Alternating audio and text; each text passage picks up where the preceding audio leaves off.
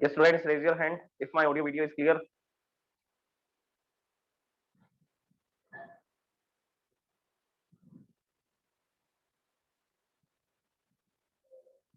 Okay, now we will discuss the next topic, which is thermal expansion.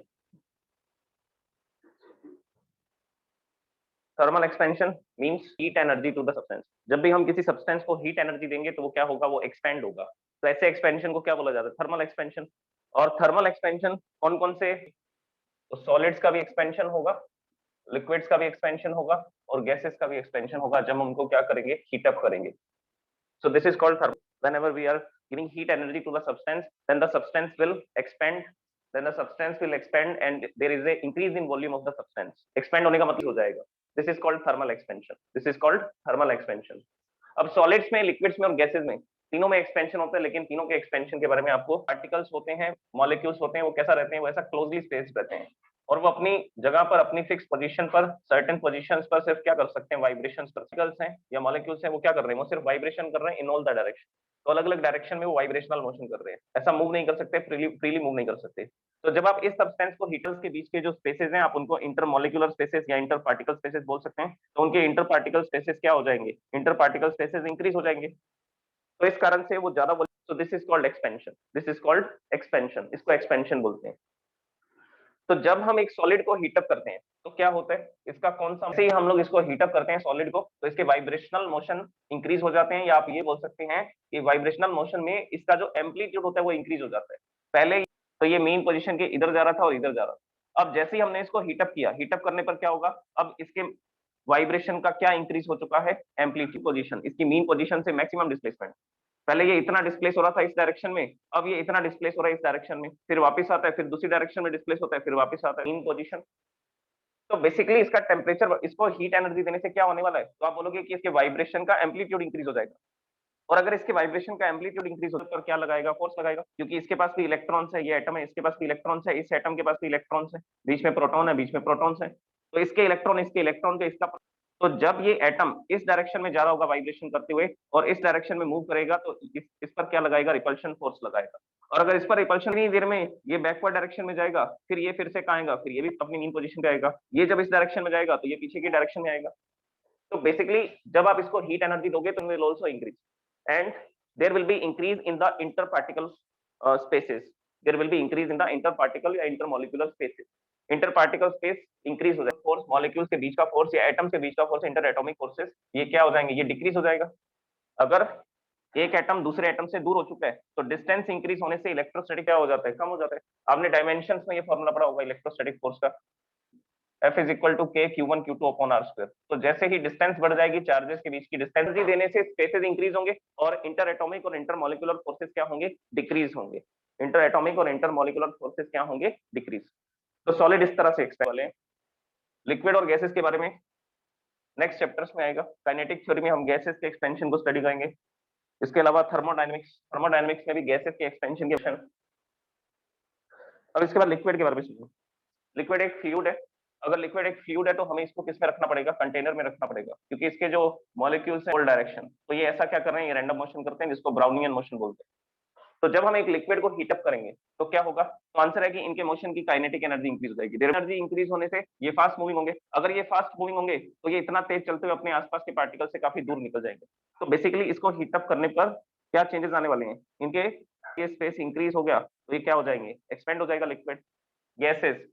Gases भी fluids हैं, लेकिन इनको close container में रखना पड़ेगा, क्योंकि ये जो मॉलिक्यूल्स होते हैं इन पर ग्रेविटी पूरे कंटेनर की वॉल्यूम को क्या कर सकते हैं, ऑक्यूपाई कर सकते हैं। रैंडम मोशन करते हुए पूरे कंटेनर की वॉल्यूम को ऑक्यूपाई करेंगे।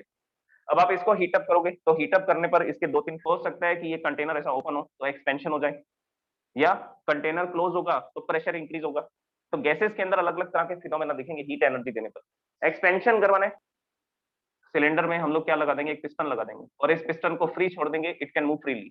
अब आप इसको हीटअप करोगे, हीटअप करते ही पार्टिकल जाकर फोर्स लगेगा, मतलब प्रेशर लगेगा, इस प्रेशर के कारण पिस्टन ऊपर जाना शुरू हो जाएगा। तो ये एक्सपेंशन है।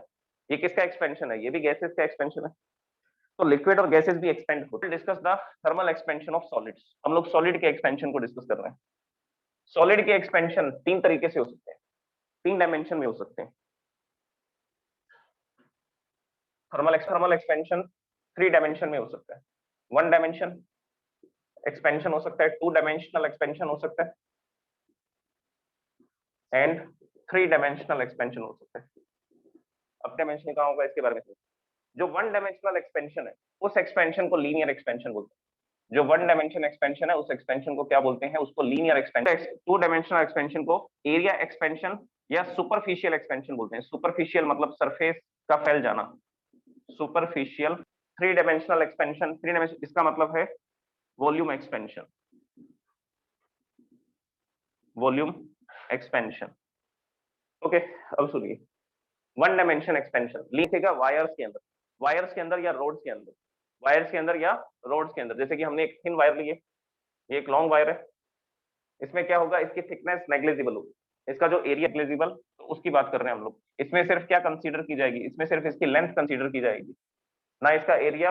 इसका एरिया जो होगा वो नेग्लिजिबल होगा। बहुत हीट एनर्जी देंगे तो हम ये देखते हैं कि इसकी क्या होता है, इसकी लेंथ में इंक्रीमेंट होता है, इसकी लेंथ क्या हो जाती है, इंक्रीज हो जाती है, and this will be the change in length. ये है चेंज इन लेंथ। डेल्टा एक ट्राइंगल होगा तो डेल्टा एल का मतलब होगा चेंज इन लेंथ। तो जब मैं इसको हीटअप करूंगा तो इसकी लेंथ में चेंज आएगा। So this is only 1 dimensional expansion. तो ये एक डायरेक्शन में एक्सपेंड हो रहा है, सिर्फ एक पैरामीटर में चेंज आ रहा है। सो this is linear expansion.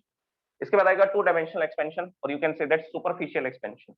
Superficial expansion में क्या होगा, हम लोग एल्यूमिनियम फॉइल होती है, जैसे एक पेपर होता है, तो उस तरह की शीट की बात कर रहे हैं। उसमें क्या होगा, लेंथ और ब्रेथ होगी, क्या नहीं होगा, थिकनेस 0 होगी। थिकनेस क्या होगी अप्रोक्सीमेटली, आपको क्या दिख रहा है इसमें, ये लेंथ है और ये इसकी ब्रेथ है। तो मतलब कि लेंथ इंटू ब्रेथ हम इसका क्या कैलकुलेट कर सकते हैं, एरिया कैलकुलेट कर सकते हैं। और ये जो शीट है इसकी थिकनेस जो है वो नेग्लिजिबल है। मैंने आपको एग्जाम, इसी तरह से आयरन की शीट्स आती हैं, थिन शीट्स आती हैं, पतली पतली शीट्स होती हैं, तो उसमें थिकनेस नहीं होती है। अब हम इसको गर्म करेंगे तो क्या होगा, इसको हीटअप करेंगे तो इसकी लेंथ में इंक्रीज, जब मैं इसको हीटअप करूंगा तो इसका लेंथ और एरिया इतना हो जाएगा। कितना चेंज आएगा, so this is the change in the, this is the change in the breadth and this will be the change in the length. अब ये लेंथ इतनी हो चुकी है, so change in length is delta L. So change in length is delta L, और इसकी breath में कितना चेंज होगा, डेल्टा बी। तो जो नई लेंथ आएगी उसको क्या लिखेंगे, उसको लिखेंगे L plus delta L. This, पहले इसकी ब्रेथ बी थी, अब डेल्टा बी का चेंज आया, तो B plus delta B is the new breadth. So this will be the change in area. तो इसको मैं क्या लिखूंगा, change in area. Change in area कैसे निकालेंगे, change in length multiply by change in breadth, this is the change in area. इस तरह से हम लोग एरिया के चेंज को निकाल सकते हैं। तो अल्टीमेटली इसमें इसमें हमें किसकी बात करनी है, इसमें हमें वायर्स की जो स्ट्रक्चर्स होंगे उसमें लेंथ का इंक्रीज होता है। बाकी जो एक्सपेंशन होते हैं वो नेग्लिजिबल होते हैं, लेंथ में ज्यादा इंक्रीज होता है। और अगर हम शीट की बात करते हैं, अगर हम शीट की प्लेट, शीट बोल सकते हो आप इसको, प्लेट को हीटअप करने पर क्या होगा, इसको हीटअप करने पर क्या होगा, एरिया एक्सपेंशन होगा। अब 3 डायमेंशनल एक्सपेंशन की बात करते हैं। 3 डायमेंशनल एक्सपेंशन में मेरे पास ये मेटल का एक ब्लॉक है, बस एक क्यूब है, इसको मैंने हीटअप किया, अभी इसकी वॉल्यूम बी है। तो जब मैं इसको हीटअप करूंगा तो क्या होगा, इसकी वॉल्यूम में क्या आएगा, हीटअप करने पर इसकी वॉल्यूम इंक्रीज हो जाएगी। सो this will be the change in volume. अब ये एक्सपेंड हो चुका है और इसकी वॉल्यूम इंक्रीज हो चुकी है, सो this will be the change in volume. अब ये कैसे पता लगा इसकी वॉल्यूम में चेंज हो रहा है, वॉल्यूम में चेंज हो रहा है क्योंकि इसके 3 डायमेंशन बदल रहे हैं। जब हम इसको हीटअप करते हैं तो इसकी लेंथ में भी चेंज आता है। जब हम इसको हीटअप करते हैं इसकी, और ये ब्रेथ है, और यहाँ से यहाँ तक ये क्या है, ये इस ट्यूब की हाइट है, तो L into B into H, this is the volume. L into B into H, this is the. तो अगर मैं इसको हीटअप करता हूँ, हीटअप करने पर ये तीनों डायमेंशन में, तीनों डायरेक्शन में क्या होता है, एक्सपेंड होता है। 3 डायमेंशन में क्या होता है, एक्सपेंड होता है। इसकी लेंथ में भी चेंज आता है, पर इसकी लेंथ में भी चेंज होगा, इसकी ब्रेथ भी इंक्रीज होगी, so there will be change in breadth and change in height. So this is the change in volume, delta L into delta B into delta H. So this is volume expansion. और volume expansion और किसमें दिखाई देगा, तो answer है कि metal की balls. ये मेटल का एक स्फीयर है, सॉलिड स्फीयर है, अंदर से पूरा मेटल का बना हुआ है ये, ठीक है। अगर आप इसको हीटअप करोगे तो इसकी वॉल्यूम में भी चेंज आएगा, गर्म करने पर। ठंडा करेंगे तो कॉन्ट्रैक्ट होगा, वॉल्यूम डिक्रीज होगी। हीटअप करेंगे तो वॉल्यूम इंक्रीज होगी, और कोल्ड कूल डाउन करेंगे तो वॉल्यूम डिक्रीज होगी, तो ये भी एक्सपेंड हो सकता है। दिस इज ए, ये मेटल स्फीयर है। ओके, सो सॉलिड के जो एक्सपेंशन है वो 3 तरीके के हो सकते हैं, 1 डायमेंशनल, 2 डायमेंशनल और 3 डायमेंशनल। 1 डायमेंशनल पैरामीटर में चेंज होगा, या तो लेंथ बढ़ेगी, या ब्रेथ बढ़ेगी, या हाइट बढ़ेगी। और रोड के अंदर सिर्फ एक ही पैरामीटर होगा, लेंथ। जो थिकनेस है वो होगी लेकिन नेग्लिजिबल होगी वायर के अंदर। इसके बाद में शीट या प्लेट में 2 डायमेंशनल एक्सपेंशन होते हैं, लेंथ भी इंक्रीज होती है और ब्रेथ भी इंक्रीज होती है। और जैसे ये क्यूब हो गया, स्फीयर हो गया, इनमें 3 डायमेंशनल एक्सपेंशन होता है। इसमें 3 डायमेंशनल इनिशियल वॉल्यूम थी 4/3 पाई आर क्यूब, ये इसकी रेडियस है r, so 4/3 pi r cube.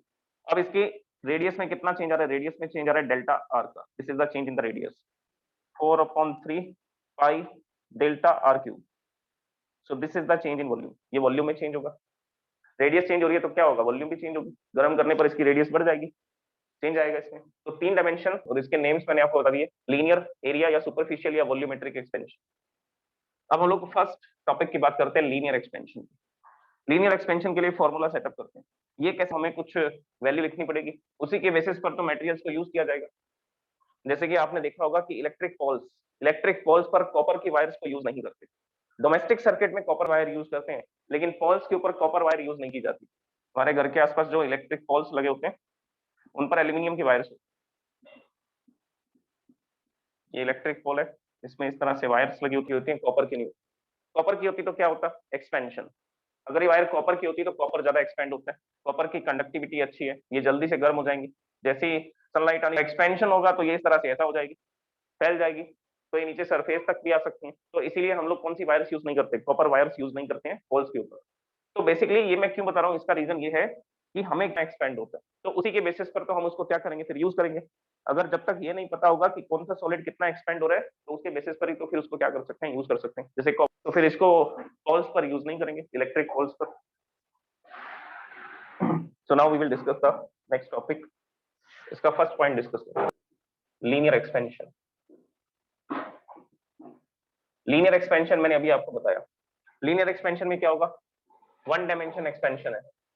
Linear expansion कैसा, वन डायमेंशन एक्सपेंशन सिर्फ लेंथ इंक्रीज होगी, सिर्फ क्या इंक्रीज होगी, सिर्फ लेंथ इंक्रीज होगी। ओके, अब इसके बाद इसके डायग्राम को देखिए। सबसे पहले ये मेरे पास एक वायर की लेंथ है L, so this is the length of the wire L, initial length. इसके बाद में हमने इसको हीटअप किया, हीटअप करने पर इसकी लेंथ में चेंज कितना आया, चेंज को लिखेंगे डेल्टा L से। सो this is the change in length and the new length of the wire will be L plus delta L. This is the new length of the wire. तो answer है T degree Celsius पे। उसके बाद में change in length कब दिखाएंगे, अब देखो इस डायग्राम को हम लोग सेपरेट कर देते हैं, क्योंकि हम लोग क्या करते हैं, इसमें टेम्परेचर को भी रिप्रेजेंट करना चाहेंगे। तो ये वायर है किसी भी मेटेरियल, तो T डिग्री सेल्सियस पर, at T degree Celsius, this is the length of the wire. अब हमने इसको हीटअप किया आफ्टर हीटिंग, ये डायग्राम बना रहे हैं आफ्टर हीटिंग का। हीट करने के बाद ये ऐसा एक्सपेंड हो जाएगी, क्या लेंथ हो जाएगी, अभी लिखा था मैंने, L plus delta L, this will be the new length and this is the original length L and this is the change in length delta L। ये कब है, at T plus delta T degree Celsius का। पहले temperature 20 degree Celsius था, यहाँ पर temperature 21 degree Celsius है। कैसे निकालोगे change, final minus initial, final temperature.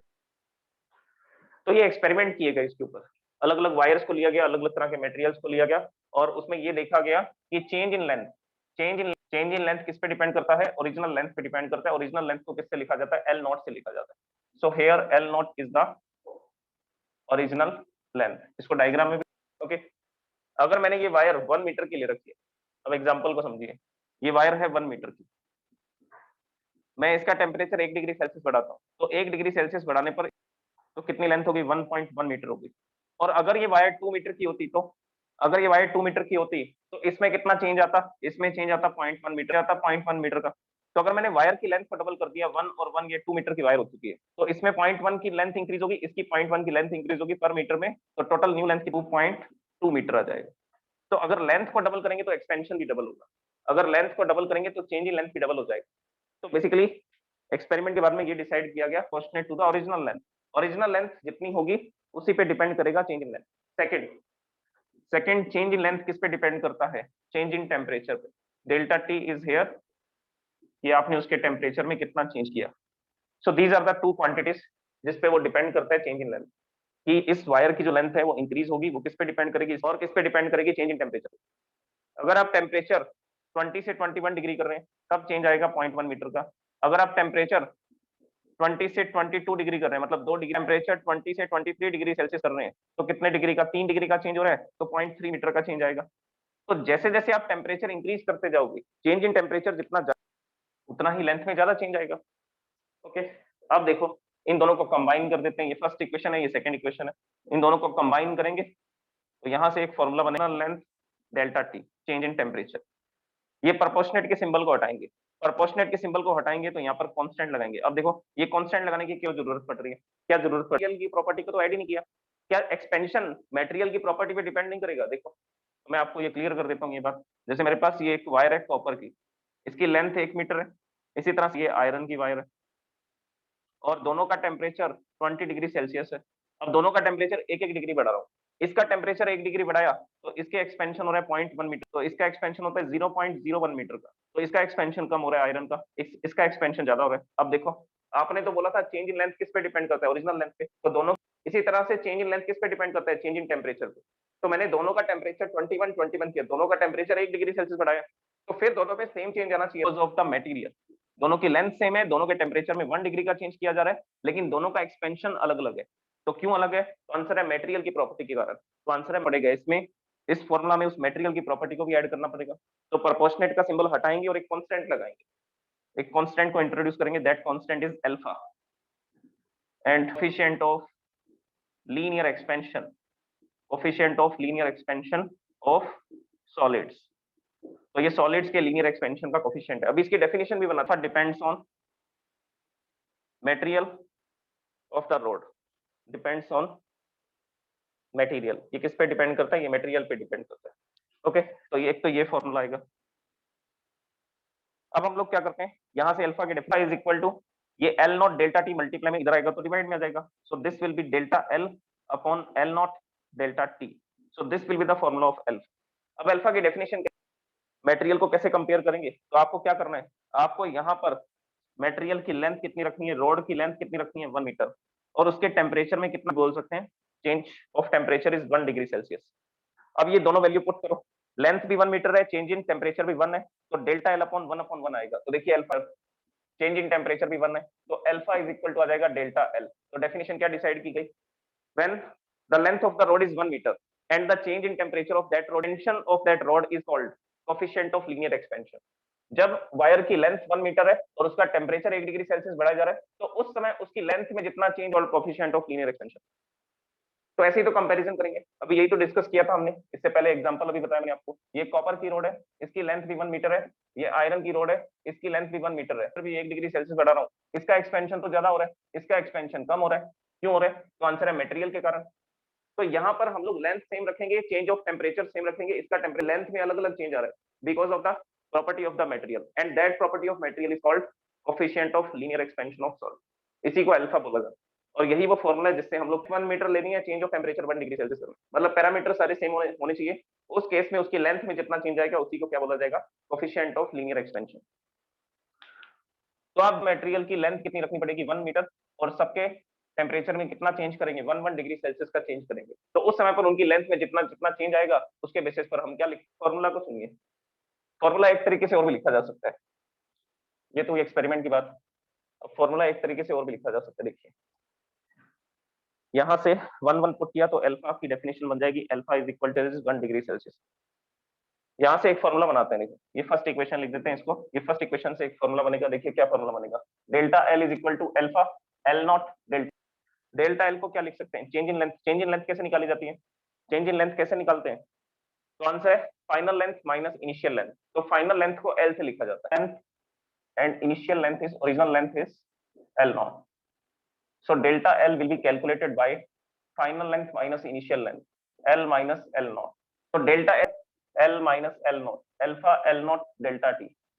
अब बताइए क्या चेंज करूं मैं इसमें, एल नॉट माइनस क्या उधर जाएगा तो प्लस का हो जाएगा, so this will be L is equal to, ये एल नॉट प्लस का हो गया, एल नॉट प्लस से क्या कॉमन आ रहा है, इसमें से क्या कॉमन आ रहा है, कॉमन आ रहा है L naught. So the formula will be L is equal to L naught 1 plus alpha delta T. So this will be the formula of the final length. ये final length changes, delta T changes, जब उसके temperature में delta T का change आएगा उस समय पर उसकी लेंथ में कितना चेंज आएगा, उस समय पर उसकी फाइनल लेंथ क्या होगी, L is equal to, use करते हैं कैलकुलेशंस में, इस फॉर्मूला को यूज किया जाता है। ये भी करते हैं, अल्फा की वैल्यू भी यूज करेंगे। अल्फा की टेबल दी होगी आपकी, एनसीईआरटी बुक खोल के देखना, उसमें डिफरेंट डिफरेंट मटेरियल, उससे आपको पता लगेगा कि ये कितना कितना एक्सपेंड होते हैं। अब बात करते हैं इसकी यूनिट की, अल्फा की यूनिट कैसे बनाओगे, यहाँ से बना सकते हैं, मेरा formula delta L, delta L को मेजर करते हैं मीटर में, चेंज करेंगे, और डेल्टा टी को मेजर करते हैं केल्विन में, मीटर से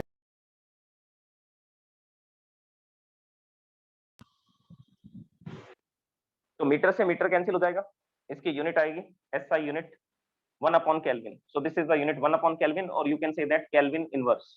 तो kelvin inverse is the SI, कि कितना लेंथ में चेंज आ रहा है पर डिग्री सेल्सियस या डिग्री पर डिग्री सेल्सियस या पर kelvin. So this is the unit. Length को मेजर करते हैं, चेंज इन लेंथ को मीटर में बचेगा 1/Kelvin, so this is the unit, ये यूनिट आएगी इसमें। सो this is called linear expansion. ये कैसा एक्सपेंशन है? ये है लीनियर एक्सपेंशन। हैंड रेज कर दीजिए अगर क्लियर है आपको ये टॉपिक। और फाइनल लेंथ का फॉर्मूला कैसे बनाया जाएगा? This is the formula of the final length, L is equal to L naught 1 plus alpha delta T। Okay, thank you so much. Volume expansion, तो एरिया एक्सपेंशन और volume expansion दोनों हम कल कोशिश करेंगे खत्म कर दें, फिर हम इनके रिलेशन बनाएंगे। अल्फा, बीटा, गामा, तीन क्वांटिटीज आएंगी, कोफिशिएंट ऑफ लीनियर एक्सपेंशन, फिर इन तीनों में रिलेशन को एस्टेब्लिश करेंगे। Okay, thank you so much.